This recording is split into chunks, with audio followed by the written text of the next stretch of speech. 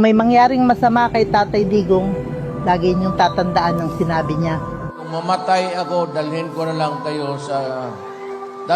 lang kayo doon sa impyerno. At huwag kayong matakot. Hintayin ko kayo doon.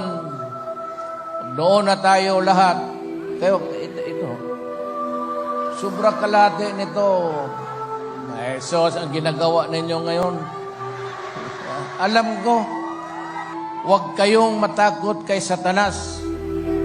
Kasi pagdating ninyo, pakitaan ko kayo ng eksibisyon. At sabihin, Satanas, tumabi ka na. Dumating na ang presidente ng Pilipinas na papalit sa iyo.